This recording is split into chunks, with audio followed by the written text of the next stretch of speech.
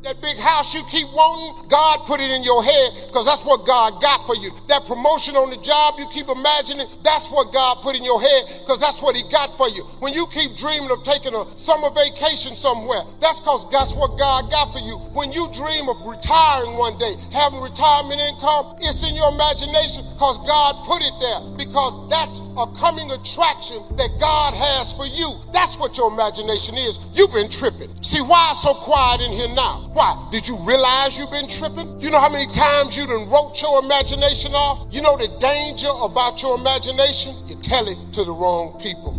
That's the danger. You want to kill a big dream? Tell it to a small-minded person. Boy, they'll shoot it down every time, won't they? You know how many wonderful ideas you've had. Stuff that God gave to you, you thought was, man, this is it. You went in there to your friends and your family, and you shared it with them, and they shot it down. You know why they shot it down? Because they ain't see it. You know why they ain't see it? Because God ain't give it to them. Because he put it in your imagination. If he'd have wanted them to imagine it, he'd have put it in their head. That's why people can't see what you're going to be. That's why they're teaching. That teacher mind, look at you, you're standing there. You can't even talk. How they going to put somebody like you on TV?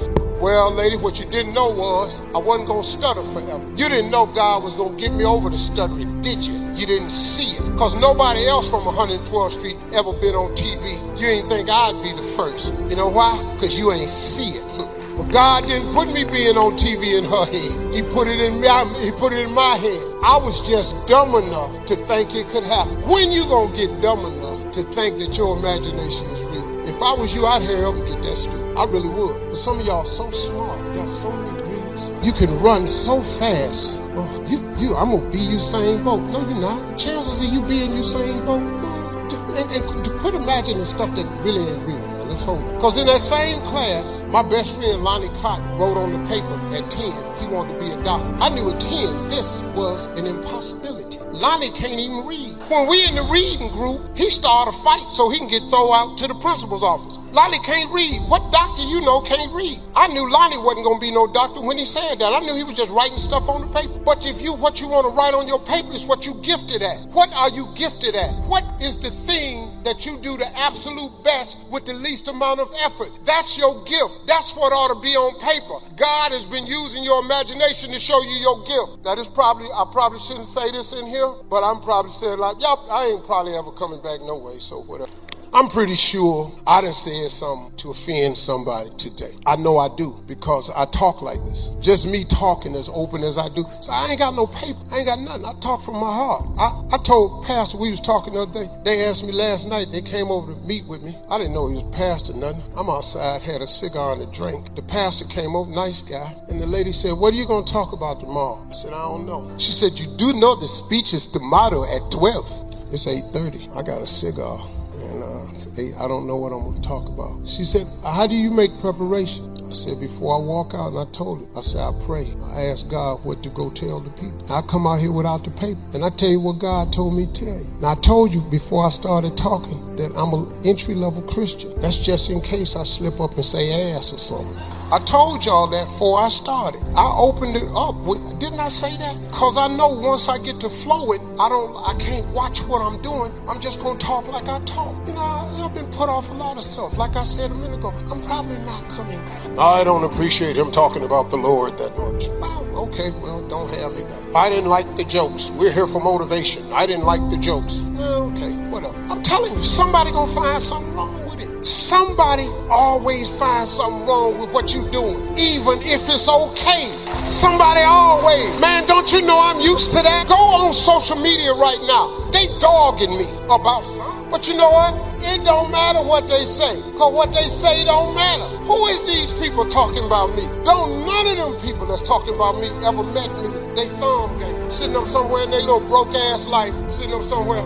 All you got is a cell phone. They did an article on me one time talking about Steve Harvey buys expensive cars. I told you I used to live in cars. That don't make no sense to you. Y'all buy expensive cars. Why you buy expensive cars? Because I used to live in one. What does that have to do? I say, because if all this go away, I'm living in that Rolls Royce right there.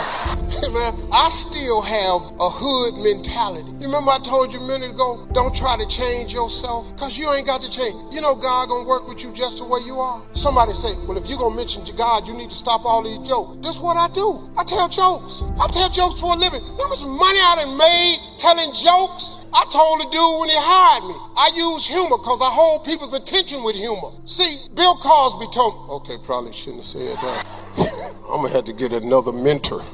I'm gonna have to start using other people as examples. Somebody interviewed me one time.